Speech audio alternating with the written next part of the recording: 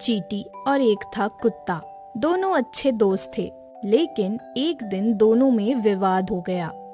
चींटी कुत्ते से कहती है, मैं तुमसे ज्यादा ताकतवर हूँ। नहीं, मैं तुमसे ज्यादा ताकतवर हूँ। दोनों के बीच लंबी लड़ाई चली। कितनी शक्तिशाली हो? मेरी तो बात ही मत करो कुत्ता भाई। चींटी बहन, मैं तुम्हें एक झटके में मार सकता हूँ, तुम्हें पता भी है मेरी ताकत का। ठीक है, मैं तुम्हें देख लूंगी। एक दिन कुत्ता आराम कर रहा था।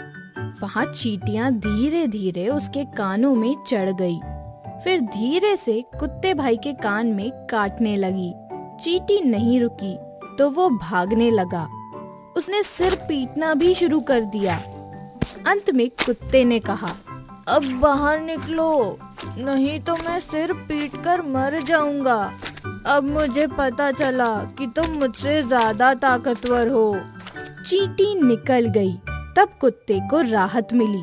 तब कुत्ते ने चींटी से माफी मांगी और कहा, चींटी, तुम एक छोटी किशमिश की तरह हो, फिर भी बहुत ताकतवर हो।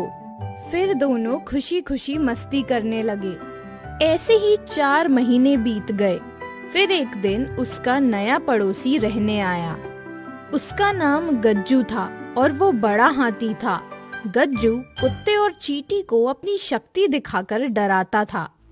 तुम दोनों मुझसे संभल कर रहना, कुछ भी शैतानी की मेरे साथ तो मचल के रख दूंगा। जी गज्जू बॉस।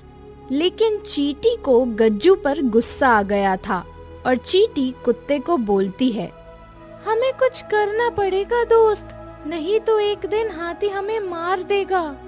तभी कुत्ते को याद आया कि चींटी ने कैसे उसे हराया था और वो चींटी को सारी बात बता देता है। चींटी बहन, जैसे तुमने मुझे हराया था, वैसे तुम हाथी को भी हरा दो और हमारी मुसीबत ही टल जाएगी। सही बात है, मैं पूरी कोशिश करती हूँ। चींटी ने सोचा कि जैसे ही हाथी सो जाएगा, वो उसके कान में घुसकर उसको काटने लगेगी। रात हो गई और हाथी सो रहा था। कुत्ते ने चींटी को जगाया और काम शुरू करने को बोला। कुत्ता छुपकर देख रहा था और चींटी अपने काम पर लग गई।